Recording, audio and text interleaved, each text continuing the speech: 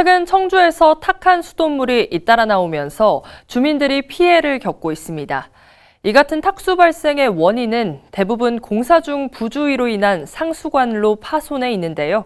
흙탕물 도시라는 오명을 벗을 근본적인 대책 마련이 시급해 보입니다. 박종혁 기자의 보도입니다. 가정집 샤워기 필터가 흑색으로 변했습니다. 필터를 낀 샤워기로 받은 물 또한 눌었습니다. 불과 일주일 만에 또다시 청주에서 흙탕물 소동이 벌어진 겁니다. 문제는 이곳도 누런 탁수 발생이 처음이 아니라는 겁니다. 2년 전인가요? 한 번 난리가 났었고요.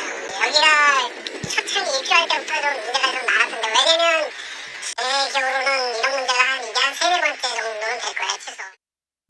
청주시는 최근 상수관로 세척 작업으로 흙탕물이 발생한 것으로 추정하지만 과거 탁수가 발생한 것이 영향을 끼쳤을 가능성도 있다고 밝혔습니다. 상수관로 세척 작업을 한 구간이 있어서 일시적으로 탁수 발생이 추정되나 그 발생 원인이 100%라고 보기는 어려워지는 사항이어서 이게 좀 추가적인 기존 관로에 대한 조사가 이루어져야 될 것으로 판단이 들고. 이 같은 누런 탁수나 단수 피해는 최근 청주에서 언제 터질지 모르는 시한폭탄이 됐습니다.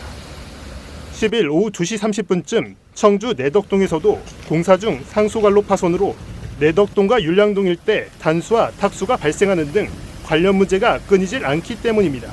특히 시공삭주 부주의로 공사 중 상수관로가 파손되는 경우가 대부분인데 청주시는 각종 관련 사고 등을 예방하기 위해 상수도 지리 공간 정보를 디지털화한 관망도 GIS를 100% 가까이 구축한 상태지만 현장에선 작업자 부주의 등을 이유로 효율적으로 운용되지 않고 있는 겁니다. 박개 작업을 하면서 그 상수 관로가 작다 보니까 그렇게 모르는 상태에서 이렇게 파손하는 사례가 조금 있습니다. 관로 상황을 잘 모를 때는 필히 그 상수도 시설가로 전환을 주셔가지고. 2021년부터 현재까지 발생한 상수도관 파손 사고만 41건. 시에서 평균 한 건당 300만 원의 원인자 부담금을 공사업체에 물리고 있지만 그뿐입니다.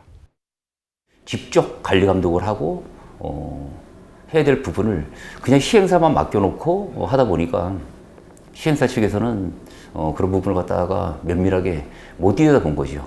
당연히 괜찮겠다라는 건 아니라는 생각 때문에 이런 현상이 일어나는 거고요. 잇따른 흙탕물 소동에 이범석 청주시장이 근본적인 대책 마련을 주문한 가운데 흙탕물 도시라는 오명을 벗을 면밀한 원인 분석과 대안 마련이 시급합니다. HCN 뉴스 박종혁입니다.